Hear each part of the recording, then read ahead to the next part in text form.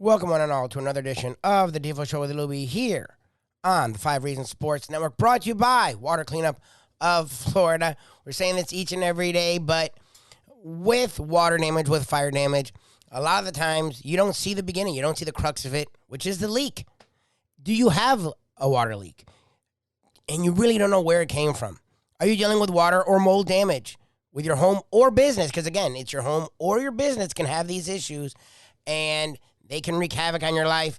No worries. Just call Water Cleanup of Florida, 954-579-0356 for immediate assistance. With over 60 years of combined experience, Michael, Robert, and their team is prepared to handle all types of leaks and leak detection issues 24 hours per day, 365 days a year. After the leak has been located and repaired, Water Cleanup of Florida will then clean, dry, and fully restore the damaged areas. Because that's the thing is, you want to be able to find the area, you want to be able to get it fixed, and you want it to look as good as new. Water Cleanup of Florida is fully licensed, insured, and certified to provide the one-stop shopping that business owners and homeowners require. There is no need to bring in other contractors. They'll handle the entire project from start to finish. And their service area goes from Miami all the way to Palm Beach County. Just call Michael anytime on his personal cell phone. That is how serious Water Cleanup of Florida is with helping you out. You can call them directly, 954-579-0356. That's 954-579-0356. Or visit our website at wcufl.com. Plus the socials, Facebook, Instagram, Twitter, at Water Cleanup FL. And check out their over 75-star reviews. More coming each day. I had a lot of help, my wife and I, in our home from Water Cleanup of Florida. We believed in them. They really, everything they say, they do. They will help you just like they helped us. Water Cleanup of Florida. If you have the schmutz, we have the guts. The Miami Dolphins are hoping to have some guts. We've talked a lot about them recently. I know here on 5 Reasons Sports, the Miami Heat are the end-all, be-all, and we love our Miami Heat, and we're excited for what's to come for them. But it is firmly the offseason for the Miami Heat. It is not the offseason any longer for the Miami Dolphins. The preseason is here. We talked about it with a man who's covered South Florida sports a long time. The one and only Dave Hyde joined us today. Talk lots of Miami Dolphins and a little bit of Miami Hurricanes as football is here. We talked about it right now on the Defo Show with Lubie on the 5 Reasons Sports Network. We welcome to the show Dave Hyde. And David, how are you, my friend? I'm doing well, Defo. About ready to start football season for real. So, I'm kind of intrigued by what's going to happen to our two teams down here. Very much so. I mean, as are a lot of people. I'm one of these guys, and I think this is a somewhat common sentiment that we're seeing as, one of the common denominators around town, that people in general are rooting for Mike McDaniel. And I don't know that it's quite the same for Tua. I'm not sure what he did to alienate anybody. I guess people don't like being wrong about somebody. So since they're not willing to concede that he's going to be the franchise-saving quarterback we had hoped for, maybe they're reserving judgment or a little bit more critical. But it's interesting because it does seem like people are rooting for what Mike McDaniel is doing to work. From what you've seen, what limited, evidence you've seen of his thinking as a head coach, are you still of the belief that's a strong possibility? Well, I look, he's a fun personality, okay? And how many times in football do you get to use the word fun? So, and he's been really smart. He's changed the narrative around Tua from, struggles or not getting along with Brian Flores or tough love from Flores, however, to putting his arm around Tua and saying you're the greatest and doing the Pygmalion theory of, talk to somebody like how you want him to be. And that's how he is. He's trying to talk Tua into, and you can see Tua has more confidence this year. He's got, I wouldn't say an attitude, but in a good way, but certainly more of an attitude than he did his first 2 years. So, I get what McDaniel's doing. And look, his offense, the offense that Kyle Shanahan and he ran in San Francisco, it was a really interesting offense. It made Jimmy Garoppolo, took him to the Super Bowl. So it tells you, there's some real positives to that offense. But we'll have to see we've been through first year coaches before. There's going to be a learning curve, no matter how good they are. And as a head coach, there's no one knows anything about Mike McDaniel. He didn't call the plays in San Francisco. He's never really run an offense, much less a team by himself. So, while I hope it works for football's sake, to show there's room for somebody with a sense of humor and more upbeat attitude than the stereotypical drill sergeant coach. We're going to wait. Everybody who is happy right now come back when they've lost 2 games.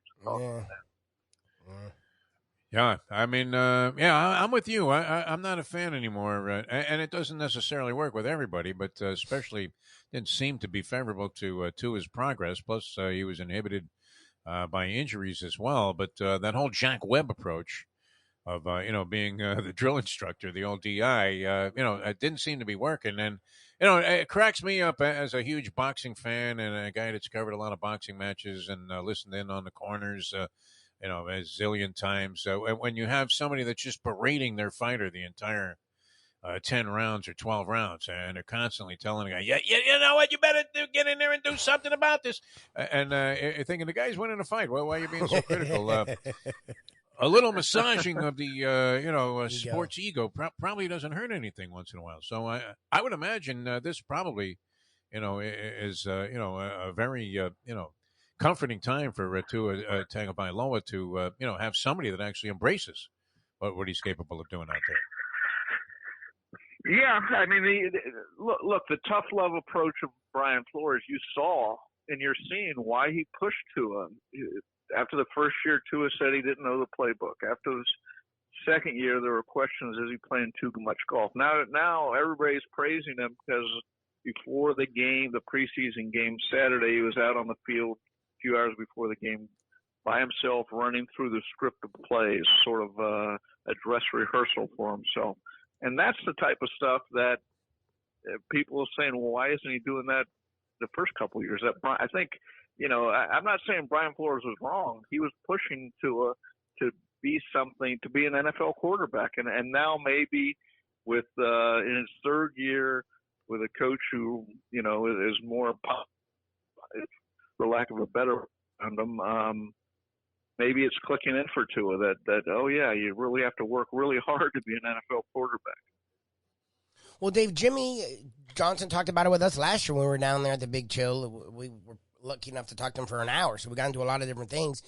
And he said, and he's a guy that was always known as a hard, tough-nosed coach, but he said, and we play that clip. I play that clip all the time because I believe it. It's what separates good from great coaches. He said, look, I had to treat Charles Haley, Emmitt Smith, Michael Irvin, like he named like 6 people, and he had to treat them all differently. And he did treat them all, and they all were great. So you would think great players don't need to be massaged. He's like, look, man, I could not talk to Emmitt the way I talked to Michael, and I definitely couldn't talk to Charles that way. So like I sort of am impressed by Mike McDaniel that he knows that. That's something that I feel like Flores didn't. It felt like Flores treated everyone the same, and good for him. It's sort of what Belichick has sort of done, and it worked for Belichick. McDaniel isn't doing that, and we've heard the other day McDaniel lost it. Like they had a really bad first half of practice, and everyone was so used to him being the sweet, nice guy, and I read a lot of different things where he wasn't. He lost it. But he talked about it. He's like, look, when you just yell all the time, all they hear is yelling. So there's no differentiation. He's like, for me, I want, if I'm raising my voice, for it to matter. And he raised it. He brought it back down, and they had a great second half of practice. So to me, who knows how long that works? You just said it. If they lose 2 in a row, maybe it doesn't work. But the fact that he sort of thinks about stuff like that matters to me, because the great coaches do.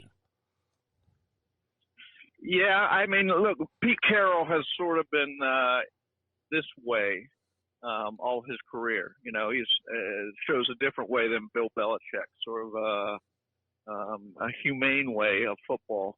But let's Jimmy was the Belichick way, okay, and that's what ultimately drove him out of football. He hated being that guy. That you have to crack the whip, be the lion tamer on a team all the time. But that's the way he thought that's the way he won. That's the way he felt he had to coach, and that wore on him. But the question, have times changed? Is Mike McDaniel better fit for the times? Let's remember, though, only one team interviewed him for a head coaching job. Yeah. I mean, I think Minnesota interviewed 12 people. A couple teams interviewed 10 people. Only one team interviewed him for a head coach job. So if he is this new way, then nobody else is buying it just yet. So that's the other part of the experiment here. But I'll be fascinated to see it because, look, he's very smart. You can tell that. Very personal. He communicates. And he kind of chuckles when people first meet him. I have a long story coming out on Sunday in the Sun Sentinel, and he chuckles when people meet him. The first impressions of the small brainiac, and then he's used to the questions: can he lead a room and all that stuff. So he's a really interesting guy, and if he wins, then he'll open up a new vein of coaching, of going even the more humane way than Pete Carroll has. And if he loses, it'll be a failed experiment and back to the drill sergeant.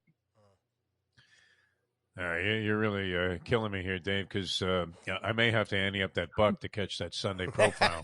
No, it sounds great. Yeah, I'm so tired of getting blocked from, getting past the lead sentence and then having it disappear into a giant come-on for the newspaper. But, that'll be... I think you can afford... Yes. You can. I think you can afford $1 to get 6 months of Sun Sentinel. I think you could. It's I a lot think of you can coverage. Do it. Yeah, it's funny. I don't know what my reluctance is. I mean, I'm handing out $5 bills to these bums that are on the streets of New Orleans, and I'm thinking, this is better than having them sucked up in the slot machines. But this buck, for some reason, been prohibited. But that'll be great, to catch that. Now, what is the team missing by not having Stephen Ross around, or is it addition by subtraction, in your opinion? Or does it matter at all? Does it have any relevance? What does it mean if an owner suspended? The suite workers don't fill up the suite with food. I mean, the team really doesn't miss anything. I mean, I don't really. I get an owner being suspended as a statement by the league, but in practical, everyday terms, especially for an owner who Steve Ross lives in New York, I mean, it really doesn't mean much. It means he can't come to the games, is what it means. And he's suspended from league committees too. So there's some residual effect in that, I guess. I don't know. I was reading an article that he's killing it at Hudson Yards. That their rentals are at a premium, and people are lined up to try and get space there. So it's funny too because we get all excited about the different things that happen surrounding his presence as a Dolphins owner, and this is like a minor business for the guy, I guess, by comparison to what it is that he's really involved in. Where obviously his decision making is much more sound. It's minor, but it's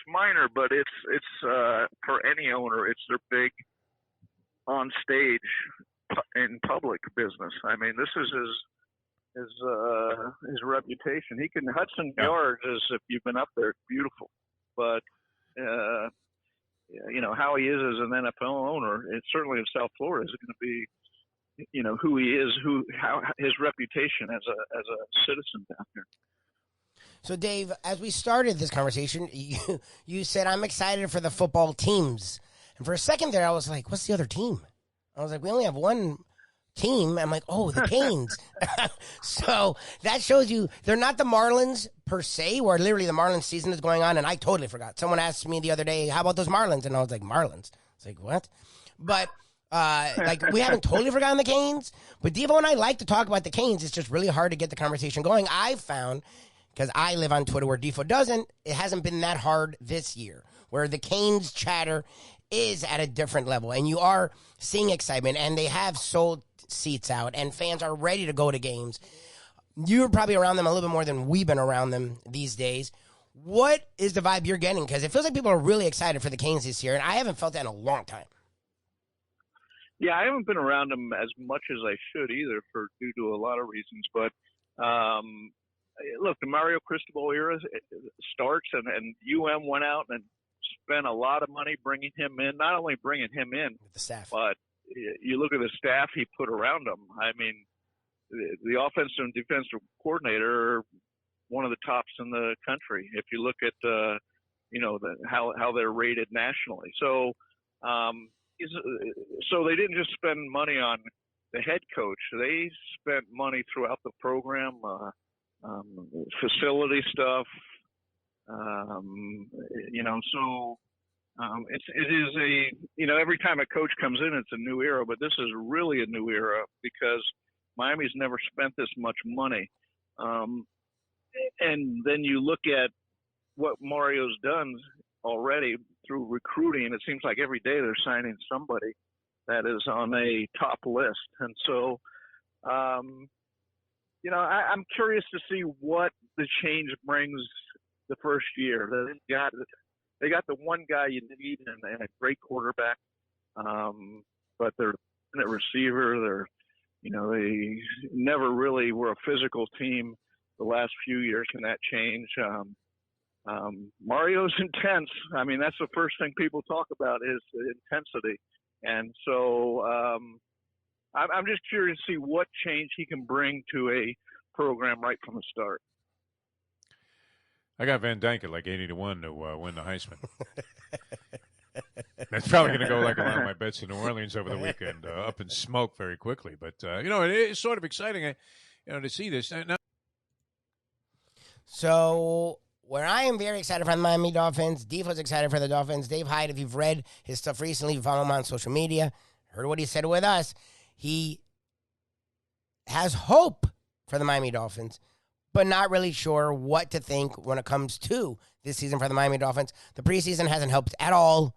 They have not played their full offensive line, and the offensive line they played has not looked good.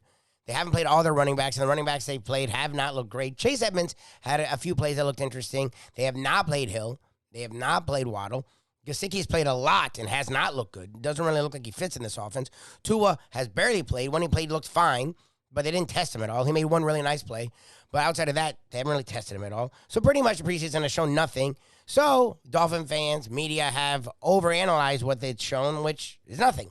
So we are all excited to see what the Miami Dolphins are. The Miami Hurricanes are an interesting story. They've recruited really well so far. Again, it's before the season, so the recruiting really doesn't matter because you have to go a whole season. And wins and losses aren't everything for recruiting. But if you tank, then the recruiting usually doesn't hold totally firm. If you excel, it usually helps hold the recruiting intact and make it even better. Cristobal is very passionate, as Dave Hyde talked about. The Cane fan base is getting its passion back for the first time in a long time. They seem to have a quarterback. We'll see. Van Dyke was up and down. He put up big numbers, but he was turnover prone and really was at the end of games. A lot of their losses you could put on the shoulder at the end of the game on Van Dyke. Was a young quarterback, so you would hope he would work out a lot of those issues out. The offensive line was not good. They're hoping that it's much better this year. They have a stable of a really talented running backs that haven't really done anything. So big question marks around the Canes. A lot of expectations around the Canes. We'll see if Mario Cristobal in his first year can make those expectations a reality. We'll see what you think of us tomorrow morning. Check us out each and every morning from 7 to 9 on South Florida Live. YouTube, look up South Florida Live. Facebook, look up South Florida Live. On Facebook or all the socials, TikTok, Instagram, Twitter, at SoFly Live, or look up The Defo Show with Lubie. Check us out each and every morning, 7 to 9. Check out our national content podcast. We'll be talking a lot of college football there the next couple of days. The Believe Network, BLEAV.com, or go to BLEAV.com and search After Hours. That's Defo and myself. And most days right here are South Florida content, The Defo Show with Lubie on the 5 Reasons Sports Network. Hey folks, Tony Segreto here. You know, since day one, Catholic Health Services has been part of Old School. And since we've started letting people know about them, it's changed their lives. You see, Catholic Health Services, while being recognized as one of the top places for stroke rehab in the country, it's also about a group of people who not just excel in what they do, from the doctors to the nurses to the therapist, on and on and on. It's how they do what they do every single day that separates them from the pack. They do it with a passion, unmatched, and the inclusion of family in every step of the process.